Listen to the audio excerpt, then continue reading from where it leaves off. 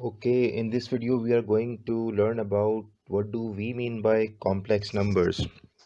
हमें इस वीडियो के अंदर समझना है कॉम्प्लेक्स नंबर क्या होता है, किस तरह उसको डिफ़ाइन करते हैं। उसकी डेफिनेशन से पहले मैं थोड़ी सी रिकॉल करूँगा और उसमें एक चीज़ ज़रूर क्लैरिफाई करना चाहूँगा, वो ये कि अगर कॉम्प्लेक्स नंबर अच्छे तरीके से समझना है तो इस प्लेलिस्ट की तमाम वीडियोज़ को यानी लेक्चर 1, लेक्चर 2 एंड लेक्चर 3 को अच्छे तरीके से देखें, उसको अंडरस्टैंड करें तो कॉम्प्लेक्स नंबर बहुत अच्छे तरीके से समझ में आएगा। एक चीज़ मैं रिकॉल करूँ, अभी तक हमने रियल नंबर्स पढ़े थे और उसके बाद इमेजिनरी नंबर्स पढ़े। इमेजिनरी नंबर्स को मैं थोड़ा सा रिकॉल करूँ अगर, तो इमेजिनरी नंबर को हम आयोटा से रिप्रेजेंट करते हैं and its value is equal to square root of -1। ये कहलाता है इमेजिनरी नंबर। इसकी मदद से अगर हम आयोटा स्क्वायर की वैल्यू निकालें तो आयोटा स्क्वायर किसके बराबर होता है? It is equal to -1। ये चीज़ें हमने अभी पढ़ी हैं इमेजिनरी नंबर के अंदर। ये दो चीज़ें आपको मैंने बताई हैं। इसको थोड़ा सा रिकॉल करना इसलिए ज़रूरी है कि कॉम्प्लेक्स नंबर इन्हीं चीज़ों के ऊपर बेस कर रहा है और इसी की मदद से ही हम डिफ़ाइन करते हैं। सबसे पहले हम कॉम्प्लेक्स नंबर की अगर डेफिनेशन देखें तो उसको डिफ़ाइन कैसे करेंगे? It's a combination of both real and imaginary numbers. Imaginary numbers जो होते हैं वो आयोटा की फॉर्म में होते हैं, जिसमें भी स्क्वायर रूट के अंदर अगर नेगेटिव वैल्यू आ जाए that means these numbers are imaginary numbers. ये हमने लेक्चर नंबर 3 के अंदर अच्छे तरीके से इन डिटेल डिस्कस किया है।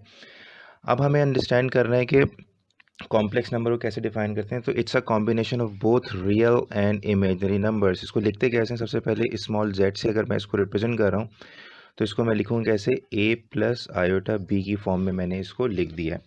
What do we mean by A? यहाँ पर ए जो है किसको रिप्रेजेंट कर रहा है? यानी जो बगैर आयोटा के नंबर है, ये वाली वैल्यू, ये किस चीज़ को रिप्रेजेंट कर रही है? इसका है ये रियल पार्ट। और ये वाली वैल्यू किसको रिप्रेजेंट कर रही है? जो आयोटा के साथ है उसको बोलते हैं हम इमेजिनरी पार्ट। ठीक है, इन दोनों को हमने कंबाइन कर दिया तो हमारे पास जो चीज़ बन रही है वो है हमारे पास कॉम्प्लेक्स नंबर। अब इसको लिखने का एक तरीका होता है कि मैं ए प्लस आयोटा बी की फॉर्म में लिखूँ। एक और तरीका है इसको लिखने का, वो है ए कॉमा बी, यानी ऑर्डर्ड पेयर की फॉर्म में भी लिखते हैं इसको। अगर मैं कॉमा से पहले देखूँ तो ये रियल पार्ट है, कॉमा के बाद क्या है? इमेजिनरी पार्ट है। मैं इसको ए प्लस आयोटा बी की फॉर्म में लिखूँ या ऑर्डर्ड पेयर की फॉर्म में लिखूँ, दोनों का मतलब एक ही है इसके अंदर। आई होप ये चीज़ क्लियर हो गई कि इसकी कुछ एग्जाम्पल्स डिस्कस करते हैं हम। जैसे मिसाल के तौर पर एग्जाम्पल डिस्कस की, एक कॉम्प्लेक्स नंबर कंसिडर किया 2 - 3 आयोटा। ठीक है, दूसरा एक और कॉम्प्लेक्स नंबर ले लेता हूँ मैं 1 + 4 आयोटा। एक कॉम्प्लेक्स नंबर मैं और ले लेता हूँ Z3 which is equal to -2 iota. एक और कॉम्प्लेक्स नंबर ले लेता हूँ मैं फोर्थ, वो है 5।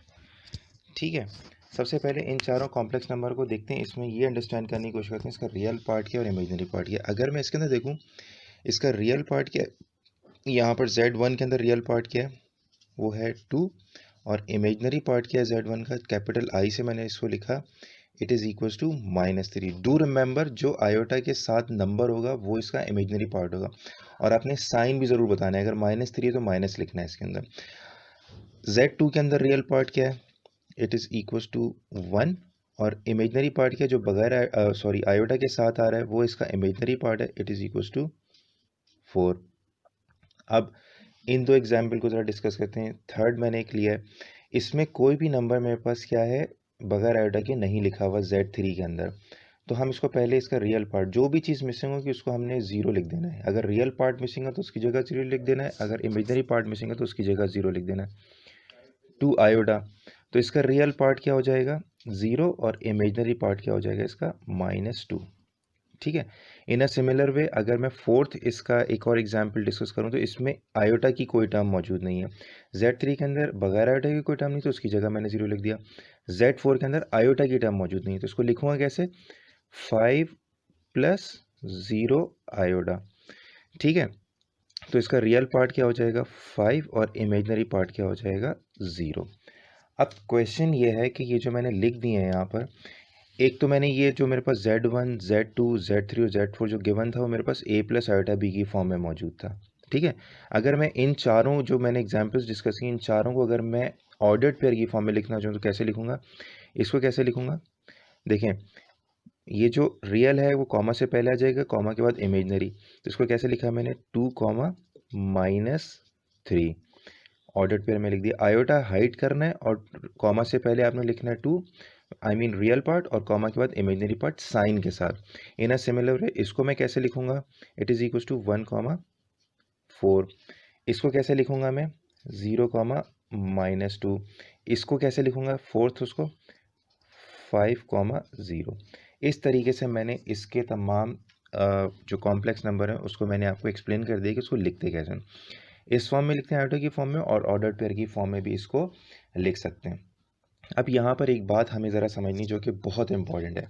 सबसे पहले ये फोर्थ एग्जाम्पल से अगर हम समझें इसकी, Z4 जो मेरे पास चौथा कॉम्प्लेक्स नंबर है, इसमें आयोटा तो है ही नहीं, तो ये कॉम्प्लेक्स यानी इस एग्जाम्पल से समझ में आ रही बात कि अगर इमेजिनरी नंबर ना भी हो, इमेजिनरी नंबर इंक्लूडेड ना भी हो, तो हमें एक बात जहन में रखनी चाहिए कि जो कोई भी नंबर वो आयोटा की फॉर्म में लिखा जा सकता है। जैसे इसमें मेरे पास आयोटा नहीं था ना, मैंने आयोटा की फॉर्म में लिख दिया, तो जैसे ही आयोटा की फॉर्म में लिख दिया, it's a combination of both real and imaginary. Imaginary इसके अंदर क्या हो गया, 0 हो गया, और रियल इसके अंदर 5 हो गया। तो हर नंबर को हम, चाहे वो आयोटा की फॉर्म में दिया हुआ हो या ना दिया हो, उसको हम कॉम्प्लेक्स नंबर कह सकते हैं। तो अगर मैं इस डायग्राम को देखूं तो बड़ा सेट क्या हो गया मेरे पास, कॉम्प्लेक्स नंबर, और उसका जो सबसेट हो गया वो क्या हो गया, रियल नंबर। ठीक है, इस तरीके से हम इसको डिफाइन कर सकते हैं। हर रियल नंबर को हम कॉम्प्लेक्स नंबर की फॉर्म में लिख सकते हैं। ठीक है, और अगर वो रियल नंबर नहीं है वो तो होगा ही complex number.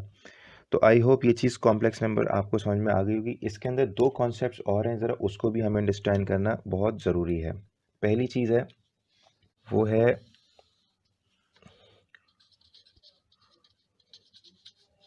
Conjugate of a complex number. As we know हमने कॉम्प्लेक्स नंबर को किससे रिप्रेजेंट किया हुआ है, जेड से। तो उसे कॉन्जुगेट को कैसे रिप्रेजेंट करेंगे वो भी समझ लें ज़रा।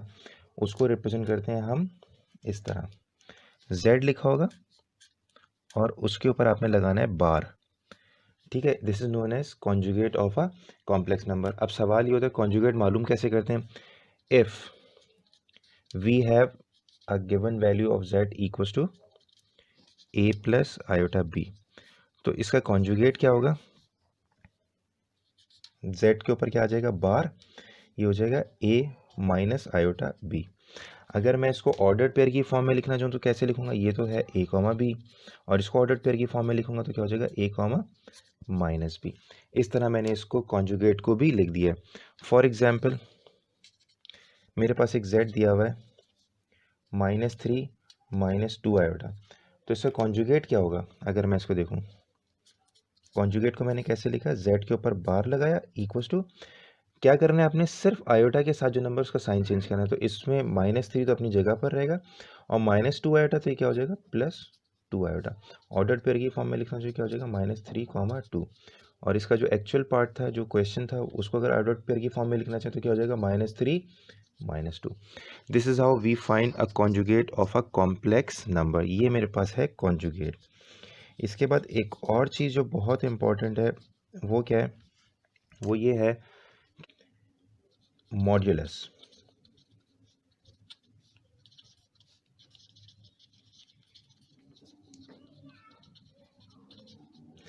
Modulus of a complex number.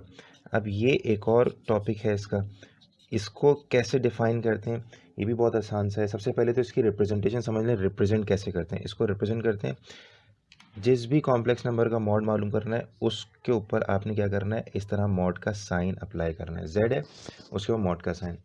Formula क्या है इसका, इसका फॉर्मूला बहुत आसान सा है। If Z is given A plus iota B, तो मॉड्यूलस ऑफ जेड किसके बराबर होता है, इसका फॉर्मूला क्या होता है, रियल का स्क्वायर प्लस इमेजिनरी पार्ट का स्क्वायर। इसको मैंने स्क्वायर रूट के अंदर लिख दिया है मैंने यहाँ पर। तो अब ज़रा देखते हैं मॉड किसके ऊपर लिखा है, जेड के ऊपर। जेड के ऊपर है, जेड का रियल पार्ट क्या है, ए, तो ए का स्क्वायर। इसका इमेजिनरी पार्ट क्या है, बी, तो बी का स्क्वायर। इसके ऊपर मैंने रूट लगा दिया, और मॉड ऑफ जेड। तो इस तरीके से मेरे पास ये क्या आ गया है, मॉड्यूलस ऑफ जेड आ गया। तो आई होप आपको ये तीन चीज़ समझ में आ गई कि कॉम्प्लेक्स नंबर क्या होता है, conjugate of a complex number क्या होता है, modulus of a complex number क्या होता है।